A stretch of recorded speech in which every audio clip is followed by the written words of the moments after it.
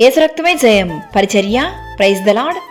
జనవరి 18వ తేదీ 2025. ఈరోజు దేవుని వాక్యము. అయితే నా నామమందు భయభక్తులు గలవారగు మీకు నీతి సూర్యుడు ఉదయించును, అతని రెక్కలు ఆరోగ్యము కలుగజేయును. మలాకి 4వ అధ్యాయం 2వ వాక్యము. అవును క్రీస్తునందు ప్రియులారా, ఆయన యందు భయభక్తులు గల వారిని దేవుడు నిశ్చయముగా ఆశీర్వదించును. దేవుని వాక్యం ఇలా సెలవిస్తుంది: యెహోవా యందు భయభక్తులు కలిగి ఆయన త్రోవల యందు నడుచువారందరూ ధన్యులు. యెహోవా యందు భయభక్తులు గలవాడు ఇలాగు ఆశీర్వదింపబడును. సియోనుల నుండి యెహోవా వారిని ఆశీర్వదించును. నీ జీవిత కాలమంతయు యెరూషలేమునకు క్షేమము కలుగజేయుట చూచెదవు. నీ పిల్లల పిల్లలను నీవు చూచెదవు. నీకు సమాధానము కలుగును అన్న ఆశీర్వచనము దేవుడు తన యందు భయభక్తులు గల వారి మీద ఉంచి ఉన్నాడు.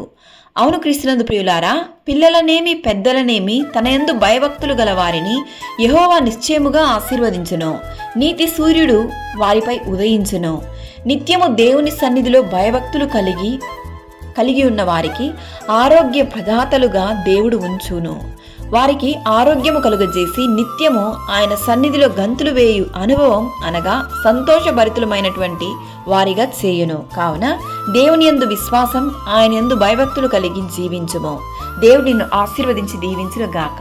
ఆమేన్. God bless you.